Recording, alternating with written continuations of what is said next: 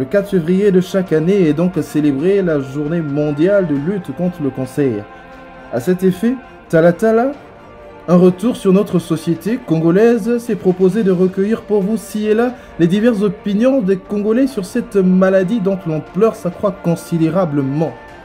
Ce condensé d'interviews dans notre ville capitale saura vous donner un net aperçu que voici. C'est une maladie qui tue vraiment, quoi, d'après moi. C'est une maladie, disons, qui se transmet à l'homme. C'est une pathologie très grave, due essentiellement à la multiplication désordonnée des cellules. C'est une maladie aujourd'hui qui s'est beaucoup développée. Ça peut attaquer le col utérus de la femme, ça attaque les hommes, etc. Ah, c'est une maladie que j'ai même peur. Bon, une fois, aux médias, j'avais suivi une jeune fille de 15 ans comme ça. Et j'ai même pleuré, même maintenant quand je parle, ça, l'image me vient, ça m'avait touché pour cette fille.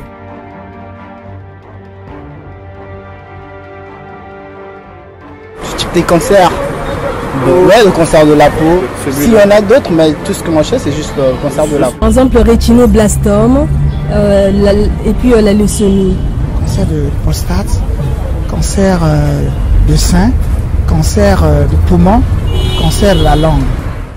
Cancer du sein, le cancer de l'utérus, le cancer de l'intestin, le cancer de l'os, le cancer de la peau. Voilà. Je ne maîtrise pas bien ça, mais je sais qu'il y a d'autres gens qui souffrent de ça. Cancer utérin et cancer de sein. Ça passe souvent à la télé, je suis ça souvent. La fièvre surtout. La fièvre intense, et puis le sang aussi, ça finit vite. Bon, les signes, bon, si c'est un cancer du sein par exemple, il y a certaines tumeurs, le sein s'enfle, il y a des douleurs intenses. Maintenant, le cancer de col, de temps en temps, il y a des saignements permanents et ça gêne la femme. Donc,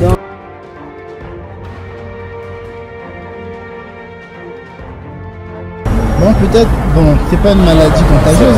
C'est pas héréditaire, hein, tu vois, hein, c'est pas contamination. Je ne pense pas que c'est héréditaire, c'est une maladie. Ça provient de ce que nous mangeons. À mon avis, le cancer n'est pas héréditaire. Hein. Le cancer, c'est une maladie incurable que n'importe qui peut avoir, comme n'importe qui aussi pourrait l'éviter aussi. Hein.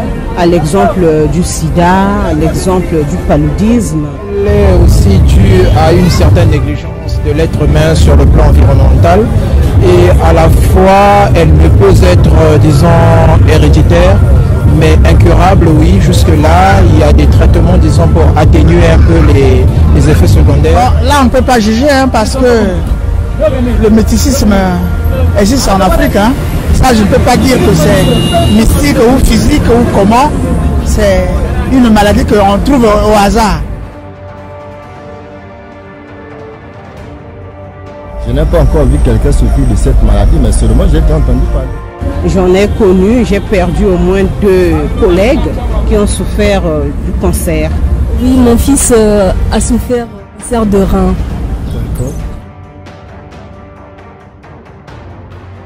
Nous avons commencé par sensibiliser les gens sur la maladie, regarder les causes de maladie. C'est une pandémie, il faut anticiper. Il ne faut pas qu'il nous soit dans une situation, la personne est attaquée par la maladie, elle est dans une situation, elle ne peut plus se faire soigner pour être guérie, ça va être trop tard. J'entends parler du cancer de l'utérus, le diagnostic gratuit, vraiment c'est beau. Actuellement, le cancer tue et ça doit interpeller les dames. Éviter de prendre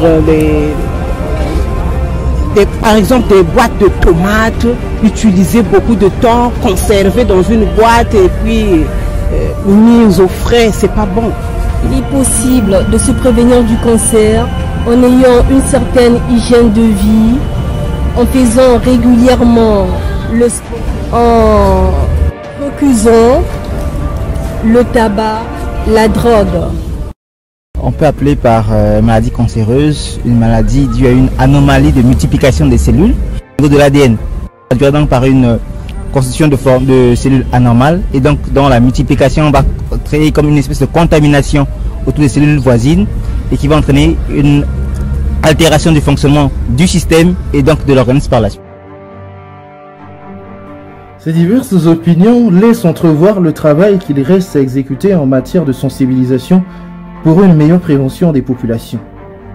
La peau, les seins, l'utérus, la prostate, le côlon et bien d'autres organes sont tous autant vulnérables face au cancer.